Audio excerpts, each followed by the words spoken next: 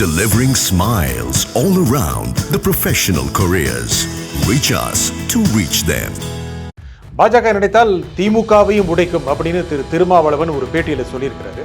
ஆனால் திருமாவே சொல்கிறாரு, கூட இருக்கிற திருமாவே சொல்கிறாரு அந்த கட்சியை பிஜேபி உடைச்சிடும் அப்படின்னா, அப்போ திமுக கூட்டணிக்கு பிஜேபி எதிர்ப்பு வாக்குகள் முக்கியமான விஷயம். அந்த பிஜேபி எதிர்ப்பு வாக்குகள் என்ன நினைக்கும்? திமுகவை உடைக்க முடியும் அப்படிங்கிற எண்ணத்திற்கு திருமாவளவன் ஏன் வந்திருக்கார்? அவர் இப்போ தேர்தலில் போட்டி போடுறாரு இல்லையா, அது சில பிரச்சனைகளை கிளப்பியிருக்கு. ஆக்சுவலாக அவர் ஏன் போட்டி, அவர் அவருக்கு 8 சீட் கொடுத்துருக்காங்க சார். அந்த 8 சீட்டில் அவர் போட்டி போடுறதை பற்றி ஒரு பிரச்சனை இல்லை சார். அவர் கட்சி இடங்களில் அவர் போட்டி போட்டுக்கலாம். ஆனால் அவர் சொன்ன விஷயம் என்னென்னா, நான் மாநில அரசியலில் களமாட போகிறேன், அது மட்டும் சொன்னால் பரவாயில்ல, அது கூட ஓகே. ஆனால் அதுக்கப்புறம் ஒன்று சொல்கிறார், தமிழ்நாடு அரசியலில் தேர்தலுக்கு அப்புறம் பெரிய மாற்றம் வரும், அந்த சூழலில் நான் தமிழ்நாட்டில் இருக்கணும் அப்படின்றது இப்போ சொல்ல வேண்டிய அவசியம் இல்லை. நீங்கள் நிற்கணுன்றது உங்கள் விருப்பம். பெரிய மாற்றம் வரும்னு என்ன சொல்கிறீங்க? என்ன பெரிய மாற்றம் வரும்? பெரிய அதிமுக ஆட்சிக்கு வரும்னு சொல்கிறீங்களா? சொல்லுங்கள், அதான் பெரிய மாற்றம். நீங்கள் are you going to say that ADMK பவருக்கு வருதுன்னு சொல்கிறீங்களா? அப்போ நீங்கள் தேர்தலை எதை நம்பி போகிறீங்க? அது உடைக்க முடியும், பிஜேபி உடைக்க ட்ரை பண்ணும் அப்படின்றது திருமாவளவன் கருத்து. இதுக்கு திருமாவளவன் தான் பதில் சொல்லணும். மெஜாரிட்டி வரல அப்படின்னா ஆட்சியில் பங்கு வரணும்னு நினைக்கிறது இயல்பு தானே. ஆமாம், இப்போ சொல்லக்கூடாது. தேர்தலை நோக்கி போகும்போது நீங்கள் சொல்லக்கூடாது. தேர்தல் நோக்கி போகும்போது திமுக ஸ்பிளிட் பண்ணணும் பிஜேபி நீங்கள் சொன்னீங்கன்னா, அந்த கட்சி தலைமையில் தான் நீங்கள் கூட்டணி வேலை செஞ்சிட்ருக்கு. அப்போது உங்களை பற்றி என்ன நினைப்பாங்க? அங்கே வேலை செய்கிற உங்கள் 8 தொகுதியில் வேலை செய்கிற திமுக நம்ம கட்சியை பாஜக உடச்சிடும் இவர் சொன்னார்னா அவங்க அதை எப்படி எடுத்துப்பாங்க? அந்த அவர் நிற்கிற எலெக்ஷனில் அது ஒரு பிரச்சனையாக மாறிட்டு இருக்குல்ல, அதை டைவெர்ட் பண்ணுறாரு. அதை டைவெர்ட் பண்ணி கொண்டு போகிறார். அதை திமுக விஷயங்களை கையில் எடுத்தால் இப்போ நம்ம அதை பற்றி பேசுகிறோம்ல. ஷானவாஸ் கேன் சீட் தரலாம், திமுகவோட க்ளோஸாக இருக்கார். பாலாஜி கேன் சீட் தரலாம், திமுகவோட க்ளோஸாக இருக்கார். ஒட்டுமொத்த சிறுத்தைகளே திமுகவோட க்ளோஸாக தான் இருக்குது. திருமாவளவனே க்ளோஸாக தான் இருக்கார்.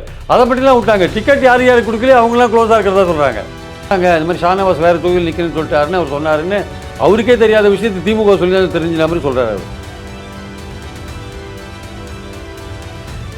வணக்கம் ஆகாயம் நண்பர்களே. பிஜேபி நினைத்தால் திமுகவையும் உடைக்கும் என்று திருமாவளவன் ஏன் கூறுகிறார்? இது தேர்தல் சாத்தியங்களை பாதிக்குமா? இதை பற்றி பேசுவதற்காக பத்திரிகையாளர் திரு பிரியன் இங்கு வந்திருக்கிறார். வணக்கம் திரு பிரியன். வணக்கம் சார். பாஜக நினைத்தால் திமுகவையும் உடைக்கும் அப்படின்னு திருமாவளவன் ஒரு பேட்டியில் சொல்லியிருக்கிறாரு. பாஜக நினைத்தால் திமுகவை உடைக்க முடியுமா? இல்லை, பாஜக பல கட்சிகளை உடைச்சிருக்கு நேஷனல் லெவல்லன்றதெல்லாம் நமக்கு தெரிஞ்ச விஷயம்தான். பட் ஆனால் இங்கே திமுகவை உடைக்கணும்னா திமுக பாஜகவுக்கு எதிராக களமாடுறதுல ஒரு முதல் சக்தியாக தமிழ்நாட்டில் இருக்குது. அது தலைமையில் தான் ஒரு கூட்டணி அமைஞ்சிருக்கு. அது ஆன்டி பிஜேபி ஆன்டி மோடியில் ரொம்ப உறுதியாக இருக்குது. தமிழ்நாட்டுக்கும் டெல்லிக்குமான ஒரு போட்டின்னு பிரச்சாரத்தை ஸ்டாலின் கட்டமைக்கிறார். அவர் டெல்லின்றது ஒரு பிஜேபியை மோடியை குறியீடாக வச்சுருக்காரு அவர் ஆக்சுவலாக. ஸோ தமிழ்நாட்டுக்கும் மோடிக்குமான ஒரு போட்டின்னு ஒரு கட்டமைக்கும் போது தேர்தலுக்கு அப்புறம் திமுக கூட சேஃபாக இருக்காது. திமுகலேயே ஒரு ஸ்பிளிட்டை உண்டாக்கிடுவாங்க பிஜேபி அப்படின்றது திருமாவளவன் சொல்கிறதுன்றது அது கொஞ்சம் அதிகபட்சமான எஸ்டிமேட். அதுவும் திமுக பிஜேபி பல கட்சிகள் உடைச்சதுன்ற அந்த ஆங்கிள்லேருந்து பேசினா கூட அதை பேச வேண்டிய நேரம் இது இல்லை. ரெண்டாவது அதுக்கு சரியாக பேசியிருக்காரான்றது ஒரு கேள்வி ஒரு பக்கம் இருக்க. அது பேச வேண்டிய நேரம் இதுவல்ல என்பது முக்கியமான விஷயம் ஆக்சுவலாக. நீங்கள் ஏன்னா ஒட்டுமொத்தமாக ஒரு கூட்டணி ஒரு தேர்தலை நோக்கி போயிட்டுருக்கு. அப்படி போயிட்டு இருக்கும்போது நீங்கள் கூட்டணிக்கு தலைமை தாங்கிற கட்சியை இன்னொரு கட்சி உடைச்சோன்னு சொன்னீங்கன்னா, அப்போ அந்த கட்சிக்கு இருக்கிற ஓட் பேங்க் பாதிக்கப்படாதா? ஏன்னா அந்த திருமாவே சொல்கிறாரு, கூட இருக்கிற திருமாவே சொல்கிறாரு அந்த கட்சியை பிஜேபி உடைச்சிடும் அப்படின்னா, அப்போ திமுக கூட்டணிக்கு பிஜேபி எதிர்ப்பு வாக்குகள் முக்கியமான விஷயம். அந்த பிஜேபி எதிர்ப்பு வாக்குகள் என்ன நினைக்கும்? ஏன்னா இவர் இப்படி சொல்கிறாரு, அப்போ என்ன ஆகும்? அப்போது பிஜேபி அப்போ வேற எங்கேயா டைவெர்ட் ஆகாத ஓட்டு? அது உடஞ்சிட்டு தான் என்ன பண்ணுறது? நம்ம ஓட்டு வேஸ்ட்டாக போச்சுட்டு என்ன பண்ணுறது? அப்போது ஒய் திரும்ப இஸ் டெல்லிங் லைக் திஸ் அப்படின்னா ஒரு மெச்சூர்டு லீடர் அவர் ஏன் அப்படி பேசுகிறது தெரியல. நீங்கள் இந்த பதிலே 3 விஷயங்கள் சொல்லிட்டீங்க. ஒன்று பாஜக பல மாநிலங்களில் கட்சிகளை உடைத்திருக்கிறது, அதற்கு சாத்தியம் இருக்கிறது. திமுக உடையுமா? தேர்தல் சமயத்தில் சொல்லலாமா? இந்த 3 விஷயங்களையும் சொன்னதுனால முதலில் பாஜகவால் திமுகவை உடைக்க முடியும் அப்படிங்கிற எண்ணத்திற்கு திருமாவளவன் ஏன் வந்திருப்பார்?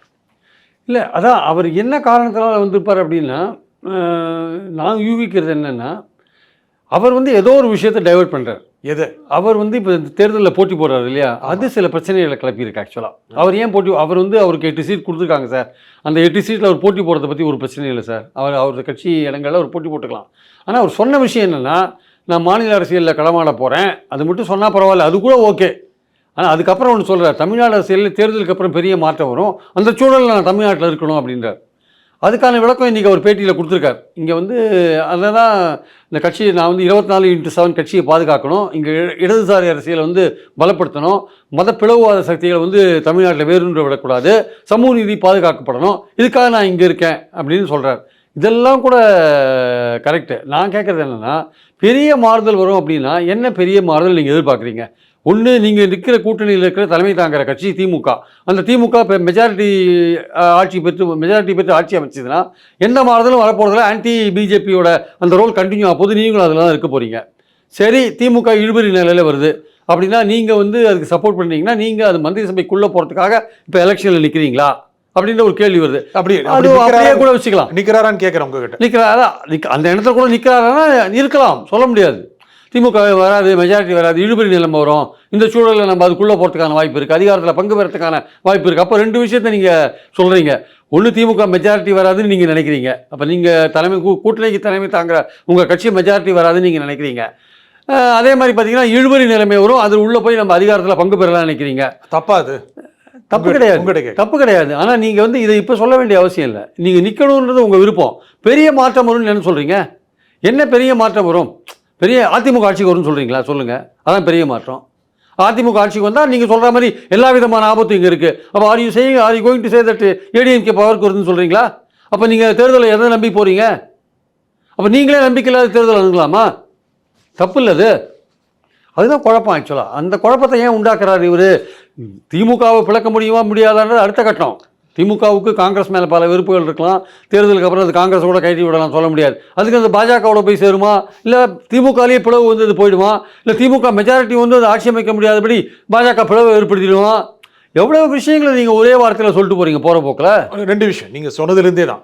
ஒன்று திமுகவை உடைக்க முடியுமா? 2, திமுக ஒருவேளை மெஜாரிட்டி வரவில்லை என்றால், பெரும்பான்மை பெறவில்லை என்றால், 117 சீட்டு அடையவில்லை என்றால், ஒரு மைனாரிட்டி இருந்ததுன்னா அப்போ பிஜேபி உடைக்க முடியுமா? முதல்ல மெஜாரிட்டி வந்ததுன்னா ஆட்சிக்கு வந்துட போகிறாங்க, ஒன்றும் செய்ய முடியாது. மெஜாரிட்டி வராட்டி கூட பிஜேபி திமுகவை உடைக்க முடியுமா? எனக்கு தெரிஞ்சு இன்னைக்கு சூழல் அது மாதிரி இல்லை சார். தேர்தலுக்கு அப்புறம் பிஜேபி திமுக உடைக்கிறதுன்றது அதுக்கான சாத்தியங்கள் இப்போ இல்லை. எந்த ஐடியாவில் அதை சொல்கிறாருன்னு எனக்கு தெரியாது. இது உடைக்கிறதுக்கான வாய்ப்பு இல்லை சார். திமுக உடைக்கிறதுக்கான வாய்ப்பு இல்லை. திமுக பிஜேபி எதிர்த்து இவ்வளவு தூரம் களமாடி இருக்கும் போது திமுகலேயே ஒரு பகுதியை அவர் உடைக்கிறார் அப்படின்னா அப்போ திமுகவில் ஏதோ கருப்பாடு இருக்கிறதா அவர் நினைக்கிறார், திரும்ப நினைக்கிறார். நான் அப்படி நினைக்கல. திமுக ஒரு கட்டமைக்கப்பட்ட ஒரு கட்சி, ஒரு வலுவான தலைவர்கிட்ட இருக்க கட்சி, ஒரு பெரும்பான்மை குறைந்தாலும் கூட திமுகவை உடைக்க முடியுமா? திமுகவை உடைக்க முடியாதுன்னு தான் என்னோட கருத்து. திமுகவை உடைக்க முடியாது. ஏன்னு சொல்லுங்க. திமுகவை ஏன் உடைக்க முடியலாம்? 2 விஷயம். ஒன்று, உடைக்க முடியலாம், அது ஏன்? உடைக்க முடியாது, அது ஏன் சொல்லுங்க. ஏன்னா அதோடைய உயிர் மூச்சே பிஜேபி எதிர்ப்பு தான். அது திமுக ஆன்டி பிஜேபி ரோல் செய்கிற வரையும் தான் அது கட்சி திமுகன்றது உயிர் போல இங்கே இருக்கும். ஏன்னா அது ஐடியாலஜிக்கலி பார்த்தீங்கன்னா திராவிடியன் ஐடியாலஜிக்கும் இந்துத்துவ ஐடியாலஜிக்கும் தான் இங்கே ஒரு பெரிய போர் நடந்துருக்கு. அப்படி இருக்கும்போது திமுக அந்த ஐடியாலஜியில் உயிராக இருக்கிற ஒரு அந்த கட்சியில் இருக்கிறவங்க எல்லாருமே அந்த ஐடியாலஜியை கரெக்டாக பின்பற்றுறவங்களாக இருக்காங்க, அதில் ஈடுபட்டவங்களாக இருக்காங்க, அதில் இன்வால்வ் ஆனவங்களாக இருக்காங்க. அவங்க அந்த ஐடியாலஜி இருக்கிறவங்க இவங்க உடைக்கணும்னு பார்த்தீங்கன்னா திமுக மாதிரியான கட்சியை உடைக்கிறதுக்கான வாய்ப்புகள் ரொம்ப ரொம்ப ரொம்ப கிடையாதுன்னு தான் என்னுடைய இது. நீங்கள் ஐடியாலஜி சொல்கிறீங்க. முக்கியமாக ஒரு தலைவரின் கீழ், ஒரு வலுவான தலைவரின் கீழ் அந்த கட்சி இருக்கிறது. ஜனநாயக ரீதியாக அனைத்து அமைப்புகளுக்கும் உங்கள் தேர்தல் நடக்கிறது. அந்த அமைப்புகள் மூலமாக தலைவர் தேர்ந்தெடுக்கப்படுகிறார். ஒரே குடும்பத்திலிருந்து வருகிறார் ஒரு பக்கம் இருந்தாலும் கூட ஒரு வலுவான தலைவரின் கீழ் அந்த கட்சி இருக்கிறது. அதை உடைக்க முடியும் என்றால் அது எப்படி சாத்தியமாகும்? அது உடைக்க முடியும். பிஜேபி உடைக்க ட்ரை பண்ணும் அப்படின்றது திருமாவளவன் கருத்து. இதுக்கு திருமாவளவன் தான் பதில் சொல்லணும். அவர் தான் நினைக்கிறாரு BJP May try to split அப்படின்னா அவர் எந்த அடிப்படையில் நினைக்கிறாரு எனக்கு தெரியல. இப்போ இருக்கிற சூழலில் திமுக உடைக்கிற லெவலில் இருக்கிற மாதிரி எனக்கு தெரியல, ஸ்பிளிட் பண்ணுற லெவலில் இருக்கிற மாதிரி எனக்கு எந்த காரணமும் தெரியல. மைனாரிட்டி ஆனாலும் உடைக்க முடியாதுன்னு நினைக்கிறீங்களா? மைனாரிட்டி ஆனாலும் உடைக்க முடியாது, மெஜாரிட்டி ஆனாலும் உடைக்க முடியாது. உடைக்கிறதுக்கான வாய்ப்புகளே இல்லை சார். ஏன்னா அது உடைச்சி போகிற அளவுக்கு அங்கே அந்த அளவுக்கு வீக்கான பலவீனமாக அந்த கட்சி இருக்கான்னு எனக்கு உண்மையாக உறுதியாக நம்ம இல்லைன்னு நம்புகிறேன் ஆக்சுவலாக. அது ஆனால் பாலிடிக்ஸ்ன்றது என்ன நடக்கும்னு சொல்ல முடியாது. பல விதங்களில் பல நேரங்களில் பல விஷயங்கள் நடக்கும், நான் இல்லைன்னு சொல்ல வரல. ஆனால் திமுக உடைக்கக்கூடிய அளவுக்கு பலவீனமாக இருக்குது. பல கேசஸ்லாம் அது மேலே இருக்குது, என்ஃபோர்ஸ்மெண்ட் கேசஸ்லாம் இருக்குது. ஏதோ ஒன்று பயமுறுத்தி யாரோ ஒருத்தரை பயமுறுத்தி உடைக்கிறதுக்கு ட்ரை பண்ணணும் அப்படின்னு திரும்ப நினைப்பாரோ அப்படின்னு நினைக்கூடாது. ஆனால் இதெல்லாம் தாண்டி தான் 2G போன்ற கேஸெல்லாம் தாண்டி தான் திமுக ஒற்றுமையை வந்துட்டுருக்கு ஆக்சுவலாக. ஸோ இந்த மாதிரிலாம் ஒற்றுமையாக வந்துருக்கிறப்ப 2Gயை விட பெரிய கேஸ் இங்கே வந்துட போகிறதில்ல. அதனால் அந்த அளவுக்குலாம் பயமுறுத்தி பார்த்துட்டு தான் இங்கே வந்திருக்கு. ஸோ அதனால் இப்போ இருக்கிற கேசஸ்லாம் என்ஃபோர்ஸ்மெண்ட் டைரக்டரேட் போட்ட கேசஸ்லாம் என்ஃபோர்ஸ்மெண்ட் டைரக்டரேட்டே அது மேலேயே பல கேள்விகள் வைக்கிறாங்க கோர்ட்டில். அதனால் அந்த அளவுக்கு எஃபெக்டிவாக இருக்கும்போது சொல்ல முடியாது. அதனால் பல விஷயங்களை கடந்து வந்துட்ட திமுக எமர்ஜென்சியிலேயே திமுக உடைக்க முடியல. சார் நீங்கள் சொன்னதில் என்ன விஷயம்னா திரும்ப ஏன் சொன்னார், நீங்கள் சொன்ன 3 விஷயங்கள் ஒவ்வொன்றா கேட்குறேன். திரும்ப ஏன் சொன்னார், ஏன் இப்போது சொல்லலாம், நீங்கள் 3ஆவதா சொன்னீங்க, அது இப்போ கேட்குறேன். ஏன் இப்போது சொல்லணும், இப்போது சொல்றதன் மூலம் பாதிப்பு இருக்கா? ஏன் சொன்னார் அப்படின்னா அவர் நிற்கிறத பற்றி ஒரு சந்தேகம் வந்திருக்கு. ஏன் அவர் நிற்கிறார் எலெக்ஷனில்? 5 வருஷம் அவருக்கு எம்பி போஸ்ட் இருக்கு, ஏன் நிற்கிறாரு? அவருக்கு ஓட்டு போட்ட மக்களுக்கு அவர் துரோகம் பண்ணுறாரு. ஏதோ ஒன்று ரிசைன் பண்ணியானும்ல. எம்எல்ஏக்கு இருந்தால் எம்எல்ஏ ஜெயிச்சிட்டாலும் அந்த எம்பி ரிசைன் பண்ணியானும். அப்போ அந்த மக்களுக்கு வந்து அவர் நம்பிக்கையை போக்குற மாதிரியான ஒரு விஷயமா இருக்குது. அப்போது வந்து அவர் இப்போ எல்லாம் கேள்வி கேட்குறாங்களே அவர்கிட்ட, ஏன் நிற்கிறார் அப்படின்னு. அப்போது அதுக்கு ஏதோ ஒரு காரணம் சொல்லணும் இல்லையா? அதுக்காக இந்த காரணங்கள் இருக்கிறார். கட்சியை காப்பாற்றணும், 24x7 கட்சியை காப்பாற்றணும்னு போன்ற விஷயங்களை கையில் எடுக்கிறார். சமூக நீதியை காப்பாற்றணும்னு கையில் எடுக்கிறார். ஆனால் அவருடைய உண்மையான நோக்கம் என்னென்னா, இந்த அரசாங்கம் வந்து மெஜாரிட்டி பெறாது, இழுபறி நிலைமை வரும், அதில் நம்ம ஒரு அதிகாரத்தில் பங்கு வைக்கலாம் அப்படின்னு ஒரு தெளிவாக நம்புறார். ஒரு 2 விஷயம் நீங்கள் சொன்னது, அவர் உண்மையான நோக்கம் என்னன்னா அப்படின்னு சொல்லி, உண்மையான நோக்கம் என்னன்னா திமுக அதிகாரத்தில் பங்கு பெறுவது, அது நல்லது. திமுக மெஜாரிட்டி பெறாதுன்னு நினைக்கிறாரா, பெறக்கூடாதுன்னு நினைக்கிறாரா? நேரடியாக கேட்குறேன். பெறக்கூடாதுன்னு நினைக்க மாட்டார். பெறத்துக்கான வாய்ப்புகள் இல்லைன்னு நினைப்பார். பெறக்கூடாதுன்னு நினைக்கிறாருன்னு அப்படி ஒரேடியாக சொல்ல. நீங்கள் நோக்கம்ங்கிற வார்த்தை பயன்படுத்தணும்னா அதிகாரத்தில் இடம்பெறது நோக்கமாக இருக்குது. அதிகாரத்தில் இடம்பெறுவது ஒரு நோக்கமாக இருக்குது. பெறாது திமுக பெறக்கூடாது, திமுக பெறக்கூடாதுன்னு அவர் நினைக்கிறார். அந்த அளவுக்கு இன்னும் அவர் போல. திமுக எல்லா கூட்டணி கட்சிகளுமே திமுக மெஜாரிட்டி வரல அப்படின்னா ஆட்சியில் பங்கு வரணும்னு நினைக்கிறது இயல்பு தானே. அது நான் தப்பே சொல்லலை. ஆனால் இவர் வந்து இந்த கேஸை வந்து தேர்தலில் நிற்கிறத பற்றி யாருமே ஒன்றும் அப்ஜெக்ஷனே கிடையாது. தேர்தலுக்கு அப்புறம் பெரிய மாறுதல் வரும்னு சொல்றீங்கல்ல, அங்க என்ன மாறுதல் வரும்னு தான் நமக்கு புரியல. சார் இப்போ நீங்க இப்போ சொல்லக்கூடாது, நீங்க இப்போ சொன்ன. ஆமா, இப்போ சொல்லக்கூடாது. தேர்தலை நோக்கி போகும்போது நீங்க சொல்லக்கூடாது. தேர்தல் நோக்கி போகும்போது திமுக ஸ்பிளிட் பண்ணணும் பிஜேபி நீங்க சொன்னீங்கன்னா, அந்த கட்சி தலைமையில தான் நீங்க கூட்டணி வேலை செஞ்சுட்டு இருக்கு. அப்போ உங்களை பத்தி என்ன நினைப்பாங்க? அங்க வேலை செய்யற உங்க 8 தொகுதியில் வேலை செய்யற திமுக நம்ம கட்சியை வந்து பாஜக உடைச்சோன்னு இவர் சொன்னார்னா அவங்க அதை எப்படி எடுத்துப்பாங்க? 2 விஷயம் அவங்க சொன்னீங்க. ஒன்று, மக்கள் எப்படி எடுத்துப்பாங்க? முதல்ல நீங்க சுருக்கமா சொன்னீங்க. ஓட் பேங்க் எப்படி எடுத்துக்கோம்? அது கொஞ்சம் விளக்கம் சொன்னனால, ஏன்னா அவர் சொல்லிட்டாரு. இன்னைக்கு ஒரு பத்திரிகை வந்திருக்கு, பல ஊடகங்கள் அதை பெருசா பேசிட்டு இருக்காங்க. அவர் சொல்லிட்டாரு, பாஜக கிடைத்தால் திமுக மெஜாரிட்டி வந்தாலும் கூட உடைத்துவிடும், அந்த ஆபத்து இருக்கிறது. அப்படி சொல்றதன் மூலமாக தேர்தலில் எப்படி எதிரொலிக்கும்? தேர்தலில் ஆன்டி பிஜேபி ஓட் பேங்க் இருக்குல்ல, அவங்க மத்தியில் அது எதிரொலிக்கும். அவங்க முக்கால்வாசி அவங்க மைனாரிட்டியாக இருக்கலாம், மைனாரிட்டியை தாண்டியவங்களாகவும் இருக்கலாம். ஸோ அவங்க வந்து யோசிப்பாங்க, பிஜேபி உடைச்சிடும்னா அப்போ இதுவும் ஸ்ட்ராங்காக இருக்காதா? திரும்பவே சொல்லிட்டார்ல, அப்போ நம்ம இது ஓட்டு போடணுமா அப்படின்னு எண்ணத்தை உண்டாக்கும். என்ன சாய்ஸ் இருக்கு சொல்லுங்க. இப்போ நீங்க சொன்னீங்க திமுக ஆதரவு வாக்காளர்கள், முக்கியமாக சிறுபான்மை சமூகத்தை சேர்ந்தவர்கள், பிஜேபி திமுகவை உடைத்து விடும் என்றால் திமுகவுக்கு ஓட்டு அளிக்கலாமா நினைப்பாங்க. என்ன சாய்ஸ் இருக்கு உங்களுக்கு? அவங்களுக்கு சாய்ஸ் தாவேக்கா தான் சாய்ஸ் ஆயிடுச்சு. தாவேக்காவே அவரே திருமாவளவன் சொல்றாரு, அப்படி ஒன்றும் பிஜேபி இருந்து வெளியே வரல அவரு அப்படின்னு சொல்றாரு சார். பட் சாய்ஸ் என்ன? அதுதானே அடுத்த சாய்ஸு. சாய்ஸ் என்ன? அதிமுக பாஜக அன்னைக்கு போக முடியாது, அது பாஜக வச்சு தான் ஓட்டே போடுறாங்க அவங்க. அப்போ தாவேக்கா தான் அடுத்த சாய்ஸு. அடுத்த சாய்ஸ் தாவேக்கா தானே. இல்லை, அது திருமாவளவனுக்கு தெரிஞ்சிருக்கும்ல. தெரிஞ்சுதான் பேசுறாரு. அதான் ஏன் பேசுறாருன்னா அது அவரோட மனசாட்சியை தான் கேட்கணும். ஆக்சுவலாக நம்ம இவ்வளோலாம் டீகோட் பண்ணுறோம், அதை இவ்வளோ தூரம் ஒரு இம்பாக்டை உண்டாக்கும்னு நினைக்கிறோம். அவர் வந்து போகிற போக்கில் சொல்லிட்டு போறாரு. இல்லை, போகிற போக்கில் திமுக ஒரு மூத்த அரசியல்வாதி, நல்ல ஆழ்ந்த அரசியல் ஞானம் கொண்டவர், அவர் தன்னுடைய அரசியலில் எப்படி நகர்த்தணும் அப்படின்னு தெரிஞ்சவர். இருந்தாலும் ஒரு பத்திரிகைக்கு இந்த அளவுக்கான ஒரு ஊடகத்திற்கு இது போன்ற வார்த்தைகளை பயன்படுத்தி ஒரு பேட்டி தரார் அப்படின்னா, இது நீண்ட காலமாக தேர்தலுக்காக என்ன தாக்கத்தை ஏற்படுத்தணும் உணர்ந்து கொள்ளக்கூடியவர் தான் இருந்தார். உணர்ந்துதான் தேர்தலை என்ன தாக்கத்தை ஏற்படுத்தக்கூடும் அவர் நிச்சயமாக வந்து அவருக்கு புரியாத இருக்காது. ஆனால் அவர் ஏன் சொன்னார் அப்படின்னா, இந்த நேரத்தை சூஸ் பண்ணார், இந்த நேரம் தப்பு. அது அவர் என்ன நோக்கத்துக்காக சொன்னார் அப்படின்றது நம்ம சொல்ற நோக்கங்களுக்கு மீறி வேற ஏதாவது நோக்கம் வச்சிருக்காரா? இப்போ நீங்க சொன்னீங்க வேற ஏதாவது நோக்கம் இருக்குன்னு நினைக்கிறீங்க? எனக்கு வேற ஏதாவது நோக்கம் இருக்கிற மாதிரி தெரியல. அவர் இப்போ சொன்னா இப்போவே வந்து டைவர்ட் பண்ற மாதிரி தான் விஷயத்தை கொண்டு போறாரு. அவர் தான் நிக்கிற விஷயத்தை டைவர்ட் பண்றாருல, தான் நிக்கிற அந்த அவர் நிக்கிற எலெக்ஷன்ல அது ஒரு பிரச்சனையா மாறிட்டு இருக்குல்ல, அதை டைவர்ட் பண்றாரு. அதை டைவர்ட் பண்ணி கொண்டு போறாரு. அதை திமுக விஷயங்களை கையில் எடுத்தா இப்போ நம்ம அதை பத்தி பேசுறோம்ல, இப்போ அவர் நிற்கிற விஷயத்தை மறந்துட்டு இப்போ அதை பற்றி பேசுகிறோம்ல. ஸோ ஒரு டைவர்ஷன் அங்கே வந்து ரெண்டுமே ஒன்று தானே, லிங்க்டு தான். But mainly we are talking about இந்த ஸ்பிளிட், திமுக ஸ்பிளிட் பண்ணணும் பிஜேபி அப்படின்ற விஷயத்தை தானே பேசுகிறோம். அப்போது திரும்பவே ஒரு விஷயத்தை அப்படி சொல்கிறார் அப்படின்னா, அவருக்கே திமுக வந்து வெற்றி பெற்றாலும் திமுக ஆட்சி நடத்த முடியாது, ஸ்பிளிட் ஆகிடும் அப்படின்னா அப்போ யாரோட ஆட்சி நடக்கும், என்ன நடக்கும்? அப்போ என்ன நீங்கள் நினைக்கிறீங்க? அப்போ திமுகன்ற கட்சியை பற்றி நீங்கள் என்ன நினைக்கிறீங்க? அவ்வளோ பலவீனமாக இருக்கிற கட்சியோடு நீங்கள் கூட்டணி வச்சுருக்கீங்க. நீங்க முக்கியமான கேள்வி கேட்டீங்க.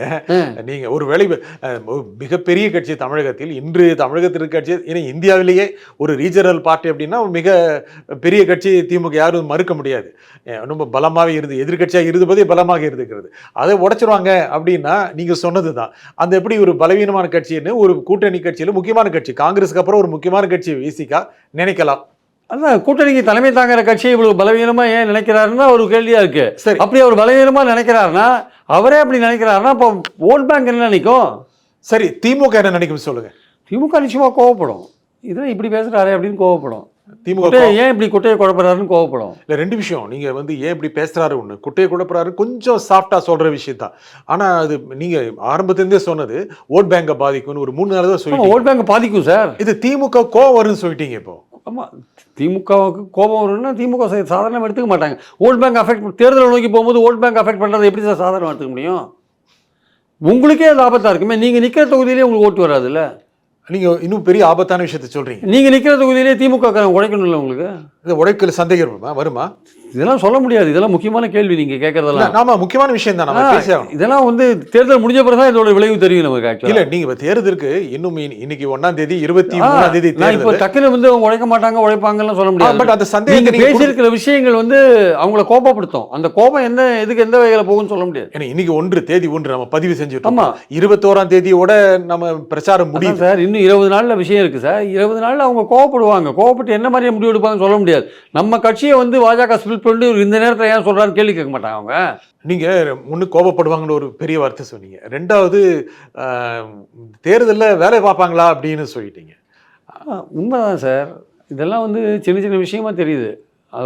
அவங்க என்ன பரப்புறாங்கன்னா அவங்க என்ன பரப்புறாங்கன்னா, யாரு விடுதலை சிறுத்தைகள் திமுக நம்ம கட்சியை பிளவுபடுத்திடும் தேர்தலுக்கு அப்புறம், அதனால தான் தலைவர் இப்போ போட்டி போடுறாரு, கட்சியை இன்டாக்டாக வச்சுக்கிறதுக்கெல்லாம் போட்டி போடுறாரு. இல்லாட்டி நம்மகிட்ட இருந்தே திமுக ஆட்கள் இழுத்துன்னு போயிடும், அவங்களுக்கு இழுபறியாக இருந்தால் நம்மகிட்ட இருந்தே இழுத்துன்னு போயிடும். அதனால தான் திமுக தலைவர் நம்ம சட்டசபைக்கு போட்டி போடுறாரு. அப்படி ஒரு பிரச்சாரத்தை கிளம்புறாங்க. நம்ம கட்சியிலே சில பேர் திமுகவோட க்ளோஸாக இருக்காங்க, அதனால தான் சில பேருக்கு சீட் தரல அப்படின்லாம் அவங்க பேசுகிறாங்க. ஆக்சுவலாக ஷானவாஸ் கேன் சீட் தரலன்னா திமுகவோட க்ளோஸாக இருக்கார். பாலாஜி கேன் சீட் தரலாம் திமுகவோட க்ளோஸாக இருக்கார். ஒட்டுமொத்த சிறுத்தைகளே திமுகவோட க்ளோஸாக தான் இருக்குது. திருமாவளவனே க்ளோஸாக தான் இருக்கார்.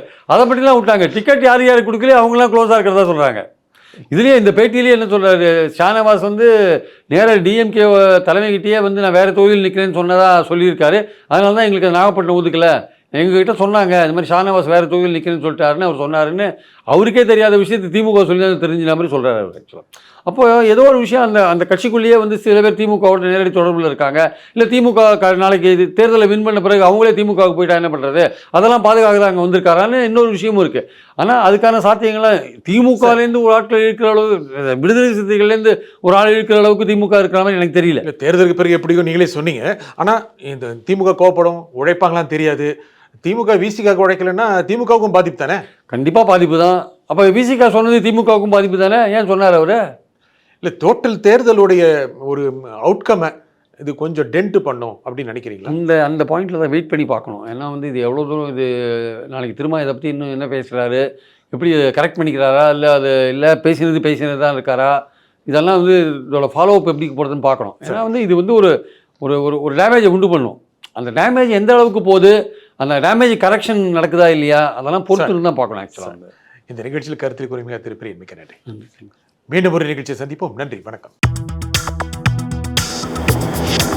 Delivering smiles all around the professional careers. Reach us to reach them.